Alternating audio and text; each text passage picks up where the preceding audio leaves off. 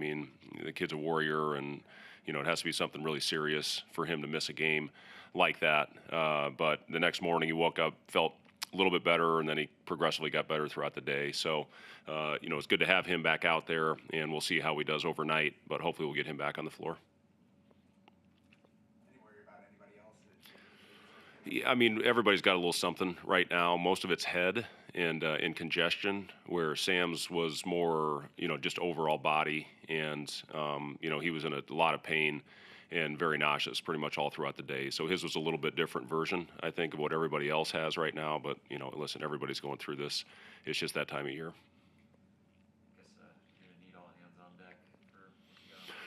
Yeah, I mean, it's a scary team. They're number one in the nation in offensive efficiency, and they get 40% of their misses. So glass is going to be huge. They're so physical and so big. And they, obviously when you're playing through Edey, I think he's the most dominant player in the country right now. So, he just puts you in such a difficult position based on different coverages, and they can all shoot. They do a great job spreading the floor. They have great spacing, and they run their stuff with so much purpose and pace. The first 15 possessions against Minnesota, they ran 14 different plays. So it's not one of those game plans where you can, scheme for every play that they're putting out there. They run too much. So, it's about concepts. It's about going out there, playing hard and playing physical. And if you do that, you give yourself a chance. If not, it's going to be a really long day.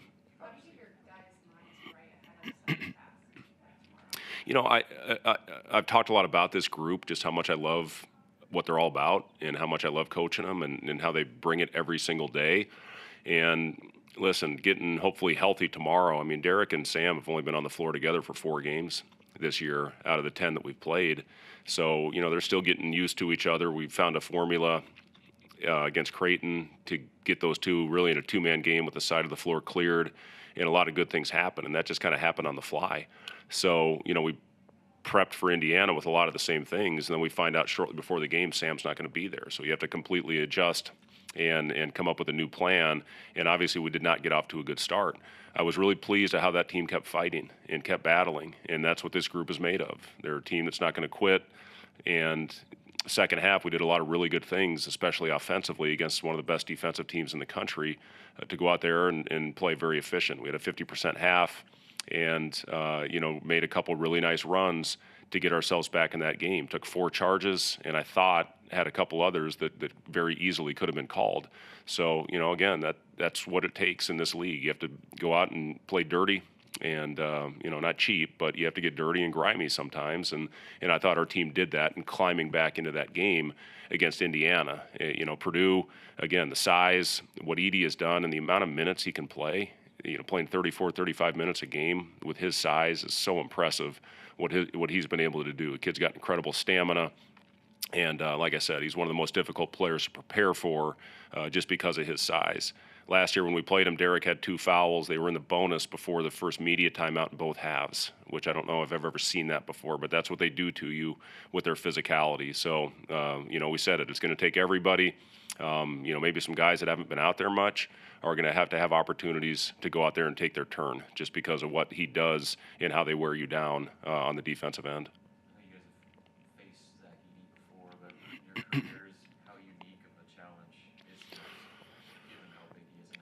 Yeah, he's really worked on every aspect of his game, and with the size that he has, he can see over top of you. Obviously, you bring multiple defenders, it doesn't bother him just because he can see over the top. And when that shot goes up, if you don't hit him, you're going to be under the rim. And again, he's got the length to go in there and finish over top, whatever happens. And again, Matt runs great stuff for him for their bigs. And back last couple years, it was 20 minutes. Travion was playing 20, and Edey was playing 20. Now, it's the Edey show, and he's, again, the efficiency he's playing with and the numbers he's putting up are incredibly impressive. I think he's as dominant a player as there is in this game. Have you seen those freshman guards fit into Painter's system? Yeah, again, you got 2 guys that can really shoot it, and you got toughness in both of them. And I'm good friends with Fletcher's dad, and his brother Foster played with my son Jack for several years, and they're close and good buddies from their days at Michigan State. So I've known the family, and the kid, he's a flamethrower on the perimeter. and shooting the ball really well. And again, that all has to do, I think, with Edey because of the attention that he draws. And I've been really impressed with Smith. I think his ability to get downhill. He's tough. He guards. He leads them in steals, and he's third in that team in offensive rebounds. So they've got great toughness with their freshman guards, and the system that they run, they fit in very well. It was CJ. Like 3 games ago, he went 5-11, 14 points, then 1 of 7, and then 7 of 13.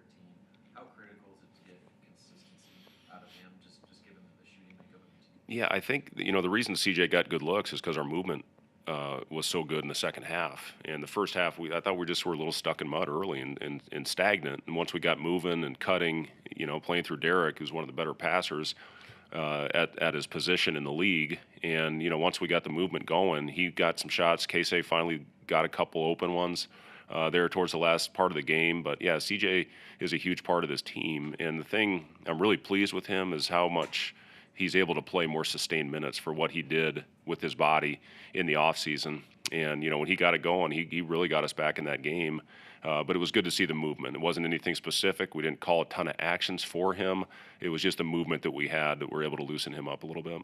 Fred, it's not every week that a top 10 player comes in here. What's your message to the fans, knowing that you guys are going to need them to help you out on Saturday? Well, it is every week that we seem like we play a top 10 team every game. I think we've played, I saw this stat the other day that we've played against more quad 1 teams than any other Power 5 team in the country. So, we're playing a great schedule against great teams, and I know our fans will be here for us in this game tomorrow. And, I think, as I talked about early with this group, it's a team that our fan base can really rally behind because of how much they compete, how hard they play every time they step on the floor. Boston College was awesome. Our fans were terrific in that game. And, I think getting the big win that we did last Sunday, it generated a lot of interest. That's just how those big games go. And again, this team, I've gotten a lot of messages, former players, a lot of people in the community just saying how much, even Indiana, how much they appreciated that team and how hard they fought. So, we appreciate tomorrow. I'm going to buy some pizza for the students before the game and, get here early, be loud, and we're certainly going to need them against this team that we're playing. Anything else for Coach? All right, thank you guys. Hoiberg CJ Wilcher.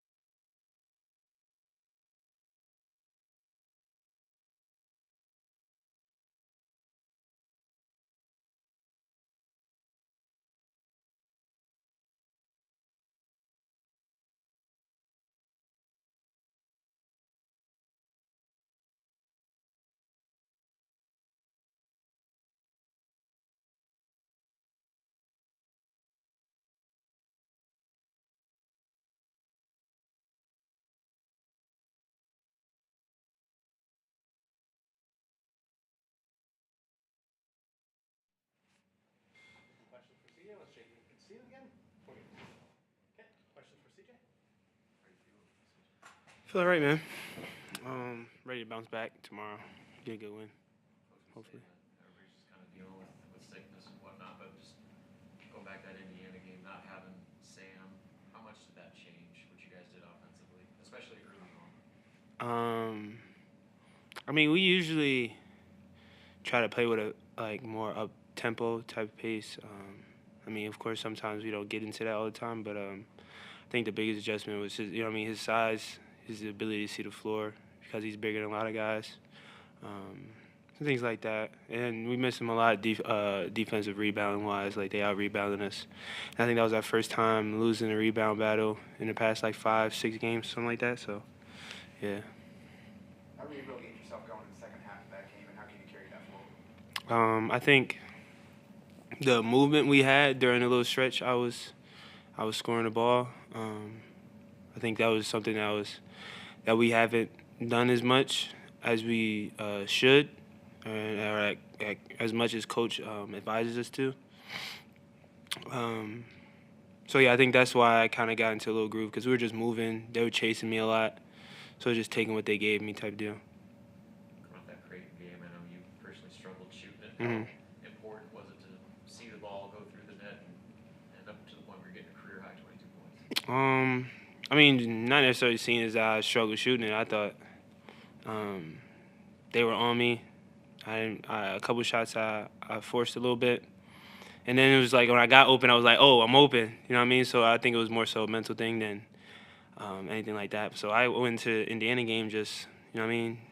Whatever happens, happens type deal. I'm going to just take everything, take every punch as they come, and stay even.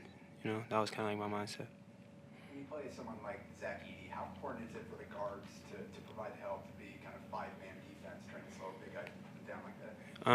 Well, I mean, it's the Big Ten, and most teams, their bigs are usually their best player, or they run their offense through the bigs.